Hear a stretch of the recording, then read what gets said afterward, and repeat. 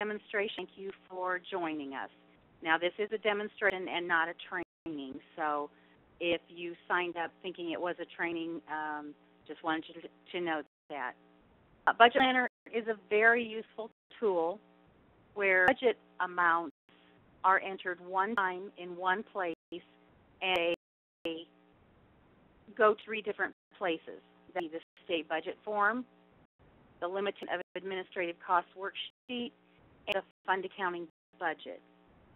Now I'm going to tell you the 3 kinds of budget planner users, and I do this because you might think that this program will not work for you because you would use it one way or another. So I want to give you the 3 types that I think we have, and you probably fit into one of those.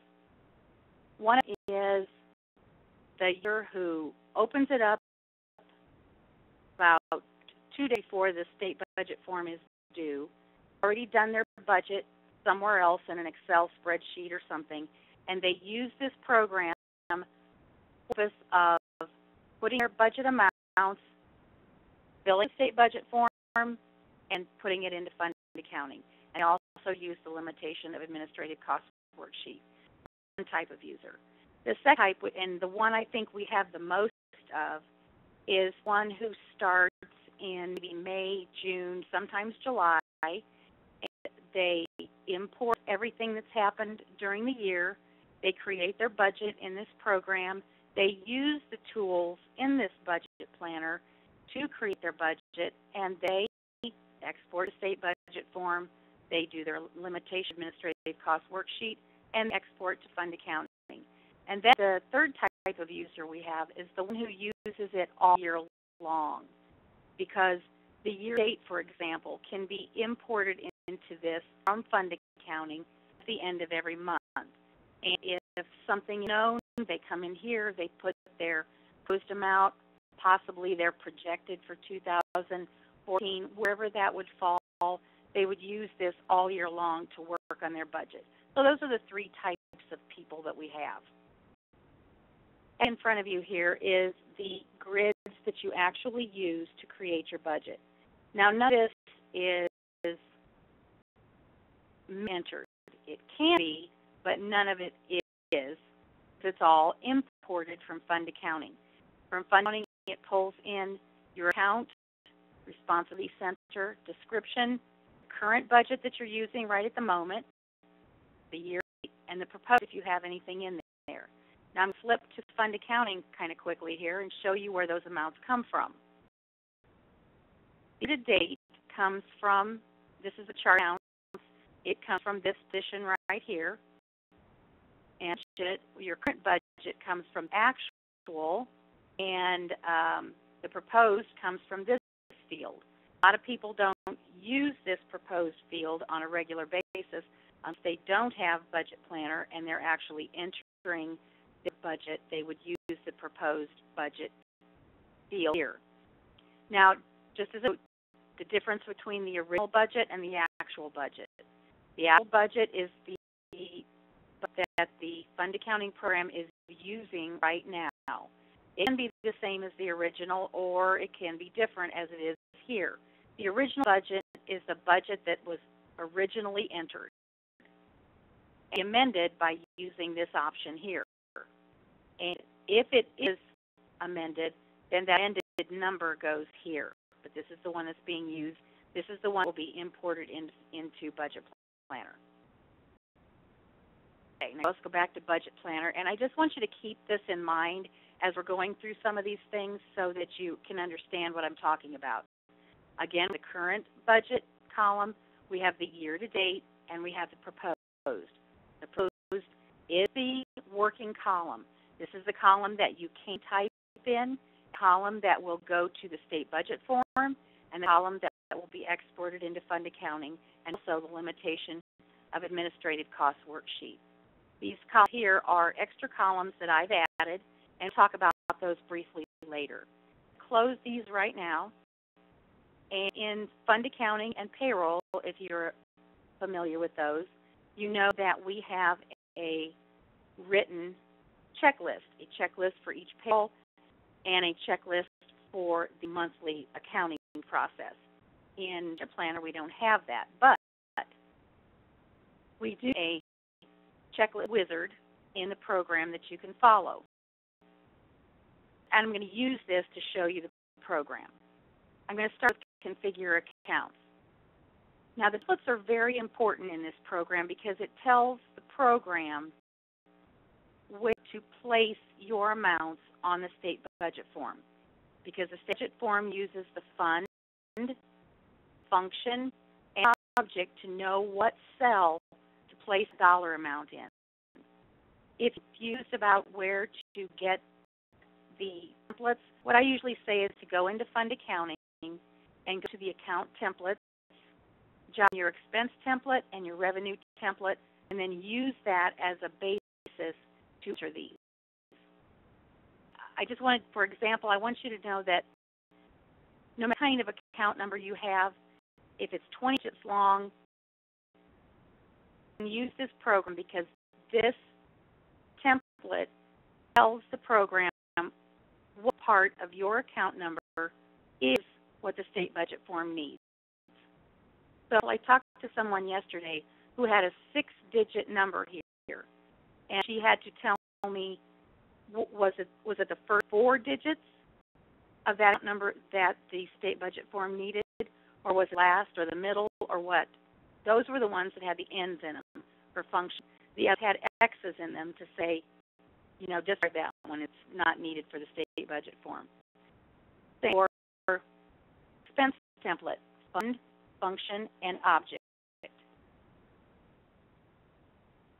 One in, then you, like I put any kind of account number that you have there. Totals are also in creating your budget because when we put a T in this template, it's going to give you a subtotal. So what you think is what you want. If it's not, you can come back in here, change it, get those subtotals wherever you want them. And I'm going to show you that just real quickly here. Go a little bit here. And here's one. I have it on the first digit of the object. So it gave me a subtotal here. Okay. We have on here the what we call start fiscal year. It's really kind of start budget year, whenever you want to start doing your budget. And the thing you're going to do is you're going to import new stuff from Fund Accounting.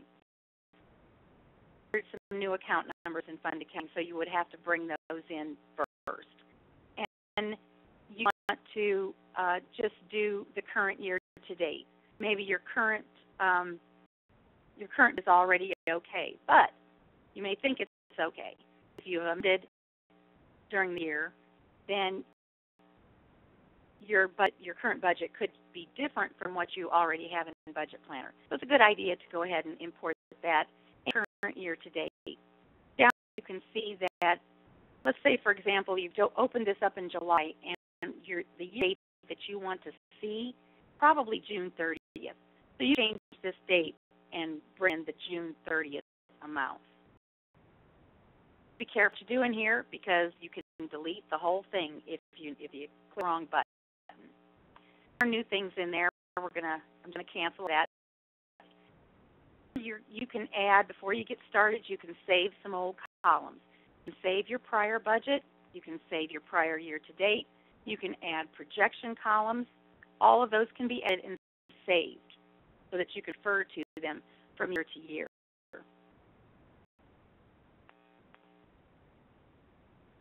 You change responsibility centers. You can say, okay, I want responsibility center 5 changed to 36. Very many people do that, so I'm not going to spend any time on it. This one is called select columns to view and hide. So no matter what you have in there, you can hide them if you don't want to see them right now. Let's say, for example, you do save your budget from year to year, but you don't need to see anything except last year. You can hide them so they show up in the Budget Planner view. On the list is the state budget form. But we have to assume that between this and the state budget form, you have to create your budget. So I'm going to leave the just for now. Back to the views. Create our budget, and we have a lot of tools to do that. Some of the buttons down here just to show you.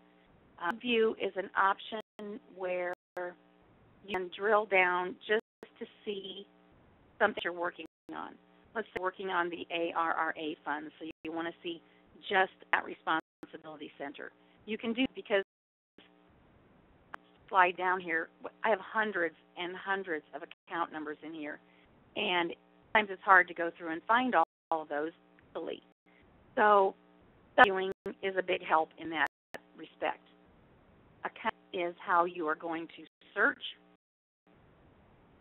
edit, excuse me, and delete.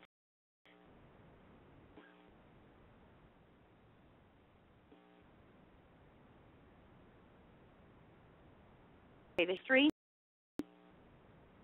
If you click history, it goes to fund accounting and brings up all the history, all of the transactions made, the selected account number, and brings it up in a report for you to look at. Will hide some of the account numbers.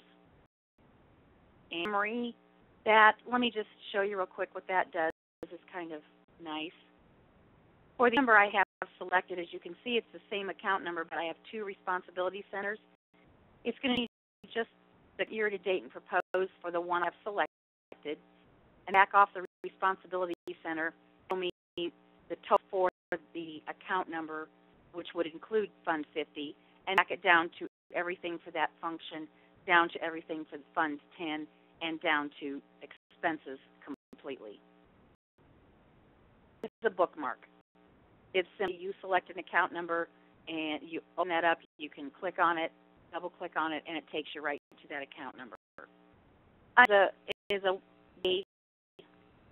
say that you made a change here, and then you made another change, and another change, and then the phone rang, and then you went to lunch, and you came back, and you saw that number, and it didn't make any sense to you. So you could click undo, go back and see the last few numbers that you made, and you could select one of those, or at least understand what you had just done to that number. Item that we have that I really like is global shiz, and I'm going to pick on salaries again. So what I'm going to do is I'm going to select my salaries, and I'm going to do a global change to those items. So I'm going to go to tag lock and tag the items first. So I'm going to tag and objects all start with 1, and pulled my object template from configure accounts. So, excuse me, I want to just see regular account numbers. I know regular account numbers are 110, and click OK.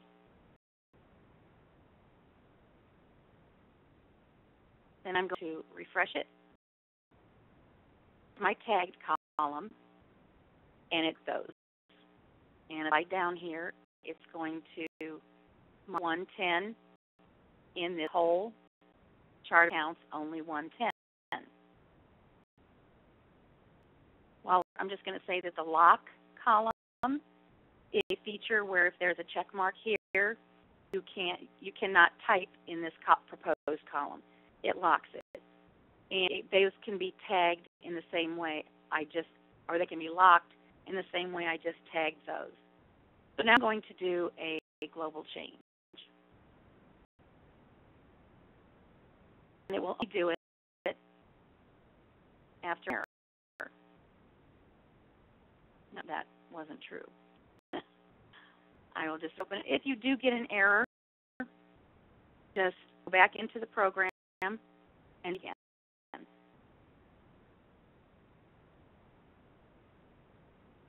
Still selected global, just one single column, and the column to change is the proposed. I'm to increase these amounts by 2%. So target column, the one I want to change, is the proposed, and my source, the one I want to do the calculation on, is also the proposed. X's. There are some examples down here. So I'm going to do plus 2%.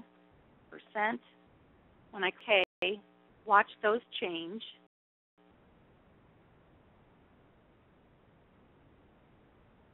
Those were in by 2%. You can add, divide, decrease by amounts, percentage, whatever you choose. You can do revenues, both, multiple columns, and pull the calculation from any of the columns that you have. I want to untag those amounts because I am done with the global change. So I go to tag lock, untag, and you can untag by 110 again if you want, but I'm just going to untag all and refresh that. If it doesn't automatically refresh on its own, just click that button and it will do it for you. So some of the things that you can use to help create your budget. Now, see the reports that we have. This is called Print Worksheet. It's going to preview it exactly the way it is. Go to the view, and it's going to pull in everything pretty much the way it is. It's going to subtotal exactly what it does there. And this is usually, when people start using the worksheet, this is they usually say, oh, well, I really would like to see it somewhere else. So all you do is simply go back to configure your accounts, change the subtotals, put those T's in different spots, and then come back in here, and it will change. So it's all of the information, including a percent of the year-to-date, a percentage of the proposed, and a little workspace for you. A lot of people print this to actually work on it, and it is a good report, especially when you can get down into something that you really need to see rather than everything. Let's pick on salaries again. I can filter this by object. It brings up my object template. I can put on there, and I don't care if it's regular or what. I just put an asterisk just to say that. Show subtotals, show cents, or hide zeros, either one. You can bring detail report or summary. The summary is going to show just your subtotals. Now, as far as cents goes, your state budget form doesn't make sense. Your fund accounting does. Budget planner rounds it, 5 and up. So when you import things from fund accounting, the cents are there even if they're hidden because you can tell the program that you don't want to see those. When I view this, it goes only to start with 1. You can pull and load it later if you want to. Another report we have is Create Custom Report. This is where you tell the program in what order you want the columns. So let's say, for instance, you want the pencil line first, want to see the proposed, then you want the account, responsibility center, and description, and then you want to see the year-to-date. Click OK. And the same format comes up for that report. You can drill it down into whatever you want to see, and then you preview it, you get what you selected, the pencil line first, in what order you selected. So now we have the budget finished. So I'm going to go to Administrative Cost Worksheet. This is a report that I believe is in the something from the STI. For the one that you have to submit is located. The one in the state budget form is just for low purposes. So the numbers, like amounts that you need for this report, are already in your budget planner, so might as well just let the report in here select it for you. You have, now this is old because we have not received the new state budget form yet. And by the way, this state budget form that we have in this program is the actual worksheet from the ISBE. They sent us their Excel worksheet. We put it in our program. From here, the actual amount would have been in the year to date, and the budgeted amount would have been in the proposed at this time. Now here, I believe on that report, you have to not report, and I think it's something to do with retirement amounts. So you have to manually enter those as negative amounts for Fund 10 and Fund 20 to make this come out the way it's supposed to. When you print it, it's going to bring up the actual report, and like I said, it's just bringing all those numbers into those administrative accounts for 2012. It's going to calculate your percentage, which I'm a little high here. I think at 459%. I think I better make a few changes. But you can add and submit that to the Illinois State Board of Education. Okay, let's go back to the checklist wizard. I'm done with budget. I have it created. I'm ready to continue. First thing I have here is then the state budget form. Now, there's some things you need to do. You all those numbers in there. You may have added some new account numbers. You need to make sure everything is exactly the way it needs to be. So you would configure those accounts. You would check and make sure that you don't have any account numbers that don't fit in your template. You can create account numbers in Budget Planner, and maybe you mistyped. The common one we get is leaving out the object. You don't have object in there. So you would find that and fix those things before you can continue. Next is verify. Verifying, this means it's going to look at the account numbers that you have in your budget planner with amounts in them and make sure that those account numbers are on the state budget form. And if they are not, you have to fix them. Now, there's an exception to this rule, and that is the revenue transfer numbers. I want to be clear on this, that this has to be clear. Nothing can be listed in here, because it is, then your state budget form will not load correctly. It will either leave it out, not load anything, or it will stop where it finds the number that it can't find a for. So once that is done, then you would export to the state budget form, and this is just a further note about those transfer numbers. And you have to have Excel on your machine to be able to load this state budget form. And this is an ISBE state budget form that we put in this program, and it loads it up for you. Again, that is coming from the proposed column.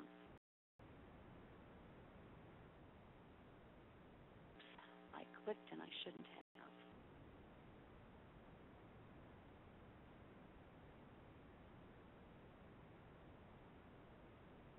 There we go.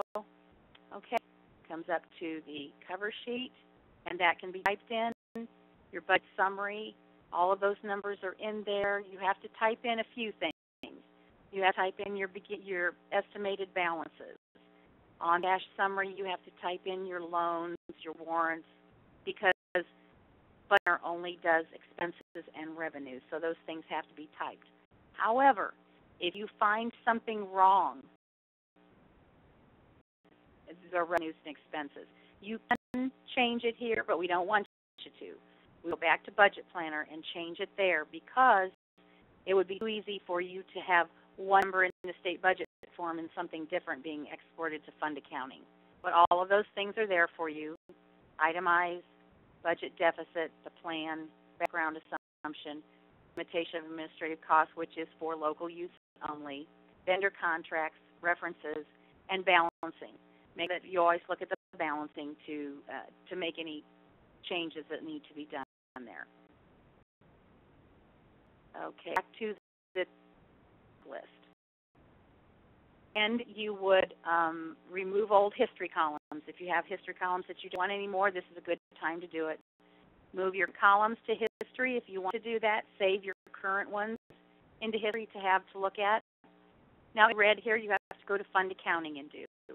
And this is go to Fund Accounting and clear your proposed budget, your Fund Accounting to receive the new budget. So you're going to drop the proposed and then move that 0 into the actual. And this is all, the instructions for this, we are in rolling over the budget. And there's several different things in there to follow. So that was done in Fund Accounting. When your Fund Account's ready, you're going to export it. But the first you want to do is see if there's any account numbers in Budget Planner that are not in Fund Accounting, and it'll add them for you, which is nice. Then copy that BP proposed column to Fund Accounting, and you're going to copy your proposed column to your current, because that's going to be your new current budget, and any projected, it's going to move those projected amounts into the proposed. And it's done right here. And when you go back to view, all of those numbers will be moved where they need to be. Oops, I clicked OK. When you go back to Fund Accounting and move your proposed, and then you remove that projected column if you want to. And you would, because you're going to get into the proposed. And at the end of the year, we have a little checklist here for amending your budget. So I created this in July, and the whole year goes by, and now it's June, and you have to amend your budget. So again, you go back and you import only new accounts, and import your current year to date, specific current year to date, and then bring in your budget balance. I'm going to go to Fund Accounting and pull in this current remaining budget for you. So I'm going to remaining budget, and it'll probably be 2013 that I type in there, and it's going to pull that in numbers so that you can look and see, even if it's negative, dollar, whatever it is, it's going to bring that number in for you, just you indicating your budget. After that in, you're going to configure your accounts and then go to your view, changing these amounts, budget if they need changed. And I thought here's a budget balance. I brought in a budget balance. Of course, I don't have a full year in there, so there's a big budget balance in there. Then you go through the same process again. To your amended state form, you would configure, check and verify, export it, and when you're done exporting and creating the new state budget form, the amended, then you would move that amended amount into your actual budget and move your budget balance column. And that is all there is to it. I went into a lot of detail. And again, the 3 types of users, you can use this program in any way you want, but it is a pretty great tool. So now I'm ready to take any questions that you might have.